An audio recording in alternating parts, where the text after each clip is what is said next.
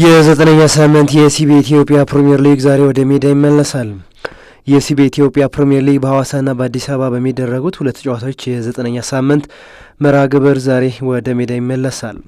በአዲስ አበባ ስታዲየም ቀን 7 ሰዓት ላይ ወላይታ ዲቻን ከምድረ ገነት ሽሬ በሚያገናኘው ጨዋታ ዘጠነኛው ሳምንት ወደ ሜዳ ሲመለስ ምድረ ገነት ሽሬ በአሸናፊነቱ ለመቀጠል፣ ወላይታ ዲቻ ደግሞ ወደ አሸናፊነት ለመመለስ የሚያደርጉት ጨዋታ በመሆኑ ተጠባቂ ነው የቻለ ሲሆን ምድረ ገነት ሽሬ የባለፉትን ሁለት ጨዋታዎች ከአስደናቂ የጨዋታ እንቅስቃሴ ጋር ማሸነፍ የቻለ ሲሆን በዛሬው ጨዋታ ሶስተኛ ተከታታይ ድሉን ለማሳካት እያለመ ወደ ሜዳ እንደሚገባም ይጠበቃል።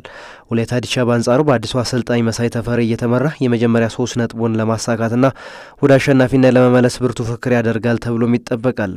ምድረ ገነት ሽሬ የዛሬውን ጨዋታ የሚያሸንፍ ከሆነ ነጥቡን ከ11 ወደ 14 ከፍ በማድረግ ካለበት 9ኛ ደረጃ ወደ 6ኛ ደረጃ ከፍ የሚል ሲሆን ወላይታ ዲቻ በአንጻሩ ይህን ጨዋታ ማሸነፍ ከወራጅ ቀጠናው የመውጣት እድልን ይሰጠዋል። በአምስተኛው ሳምንት የ4 ጨዋታ ቅጣት የተላለፈባቸው የምድረ ገነት ሽሬው አሰልጣኝ ዳንኤል ፀሐዬ ቅጣታቸውን ባለመጨረሳቸው በዛሬው ጨዋታ ቡድናቸውን የማይመሩም ይሆናል።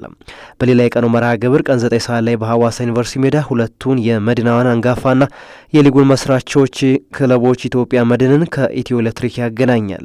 የአምናው ሻምፒዮን ኢትዮጵያ መድን ተከታታይ ሽንፈት ሲያጋጥመው በዛሬው ጨዋታ ከሽንፈቱ ለማገገም ብርቱ ፉክክር ያደርጋል ተብሎ ይጠበቃል።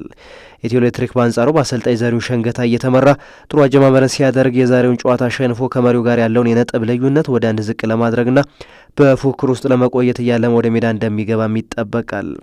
የሁለቱ ክለቦች ጨዋታ ከታሪክና ከአሁናዊ ቁመና አንጻር ጨዋታውን ተጠባቂ እንዲሆን አድርጎታል።